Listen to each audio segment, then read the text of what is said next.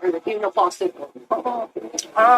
Iniisip ko lang na kapartiyan ng journey ko as a government official, yung lahat ng nangyayari ngayon.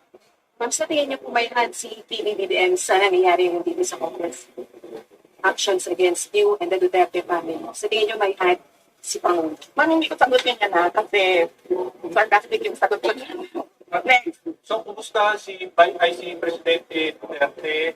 Kumusta yung mga advice niyo sa inyo sa nangyayari ngayon na Bibi? Man ata siya. Hindi kami nagkakausap ni former President Rodrigo Duterte. Pero sinasabihan ko lagi yung mga nakapalibot sa kanya, nasabihan siya na huwag mag-stress sa nangyayari. Tulad ng sinabi ko din kay Ma'am GMA kanina.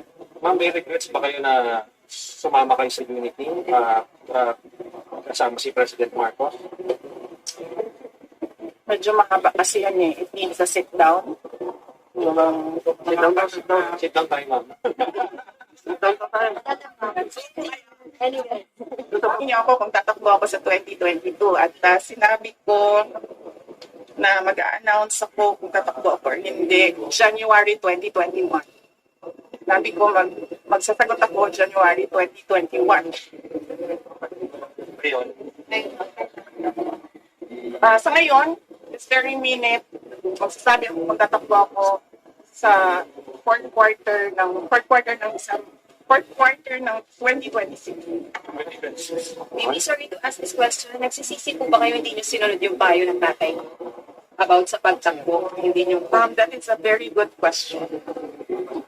It's a sit down. Bibigyan kita ng pakunti ngayon. Naririnig niyo si PRD, di ba, ngayon? Sabi siya, huwag ka tumakbong president. Ngayon, sabi niya, yan din ang sinabi niya noong 2021. Huwag ka tumakbong president. Kasi nanggaling na ako dyan. Sabi niya, hindi siya madali na trabaho. Maawa.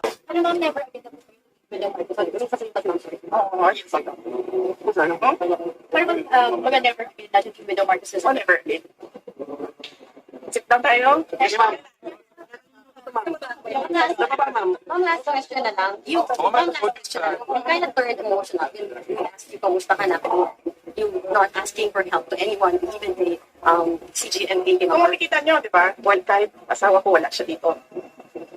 Hindi ako tao na humihingi ng tulong. Ma'am, you did not take an oath during your interview. Yes, rightly so. Kasi nagpadala sila ng rules at pinag-aralan ko yung rules nila. Nakalagay doon sa rules nila na witnesses lang yung mag-uot. Paulit-ulit na sinabi kanina na resource person ako. So sabi ko, bakit naman ako mag-uot na resource person ang sinabi sa akin? Malaki po ang pinagkaiba ng witness siya ka resource person. Ma'am, may Sabi ni Ma'am Prelude na to sa Oh, yeah. Very obvious. Very obvious yung kanilang ginagawa na nagpa-practice sila. Anong gagawin nila? Do you think such efforts will prosper po? Hindi ko masabi yan.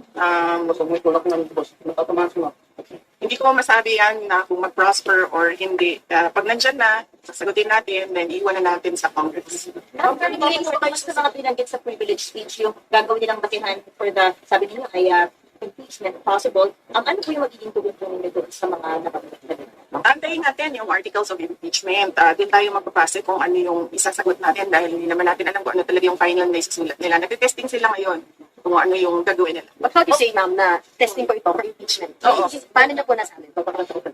Kasi nagsabi na siya kanina, diba? Determination of malfeasance, nonfeasance, misfeasance. So, ibig sabihin, merong ginawang mali. Vice, And you say, and that for you. bakit parang kayo sa mga congressman kahit alam nyo na kayo mismo yung iimbestigahan dito sa partido? Opo, nakatanggap ako ng invitation mula sa kanila para sa pagdinig niya yung umaga na ito. At marami sa mga opisyal ng Office of the Vice President nakatanggap din ng invitation. And lahat sila, ako yung pinadala nila na authorized representative nila. Kaya nandito. Bakit hindi kayo nagdalawang isip na hindi tumalong? Kasi may second budget committee hearing Para matapos na kaagad. Para masabi ko na kung ano yung posisyon ko at ma-lodge na kaagad dyan na nag-attend ang Office of the Vice Ma'am, President. sa budget, patawag ulit ka 700 million na budget for 2025 na pre-propose ng House. Yes sir. Kung ano man yung budget na lalabas sa GE, yun yung gagamitin ng Office of the Vice President. Dadalo po kayo sa September 23 plenary debates ng budget niyo po ng House. Hindi pa namin nagpag-usapan sa opisina kung ano yung gagawin para sa plenary debates, but we will let you know kung nandoon kami. Ma'am, nag-report po ba kayo may itong ano na budget one for Sumulat siya sa aming opisina at sinagot ko siya, sabi ko nagsabit na kami lahat ng documents na kinakailangan nila at iniiwan na namin to the pleasure of Congressman Martin Romualdez ng budget. Ma'am, nung opening po ng plenary debate, sinabi po ni Martin Romualdez, ni Speaker po, na hindi daw ito tolerate ng House ang hypocrisy and magturo ng kamay, mga daliri yung kamay. Yan yung ginagawa nila ngayon eh, di ba? Nagtuturo sila ng daliri nila, ilang daliri yung nandyan sa loob na yon na ginawa ko daw. Ma'am, kung hindi kayo pagkatago na 2028, nagtago kayo. Sadali sir, ang layo ng 2034. 20, hindi ako tatakbo sa 2025 elections. Magpapahinga ako for midterm elections. Ma'am, nasabi pala ni Speaker, yung hindi daw rin ito tolerate ang hypocrisy and evasion, ano yung reaction nyo doon. Pero wala naman po siya pinangalanan. Malamang ako yun dahil tinatanong ninyo ako ngayon about sa kanyang speech at sinasabi ko kung ano yung ginagawa nila ngayon dyan sa loob, yan yung inilarawan niya sa kanyang speech. Ma'am, you requested na kwento ng committee to terminate na po itong hearing. Why? Kasi yun yung posisyon ko. Nagpa-practice sila kung ano yung kakagat sa impeachment. Kahit anong gawin nila, wala talaga kaming ginawang mali sa Office of the Vice President. Yan ang rason kung bakit ayaw pumunta ng mga tiga-Office of the Vice President. At sinabi nilang ako na lang yung ipapadala nila. Ma'am, sa next hearing, May 6 months kami. I think January ata yung... I do not have the timelines right now, sorry. ma'am, sa next hearing nitong good government, natin pa ba kayo or enough na yung kanina? Magdidepende yan sa kung anong gagawin nila sa loob na committee. Ma'am, yung ibang congressman nagsasabi po na wala naman daw po silang usap-usapan about impeachment. Sa inyo na daw po nanggagaling yung impeachment na allegations. Naku, sino di kayo dito?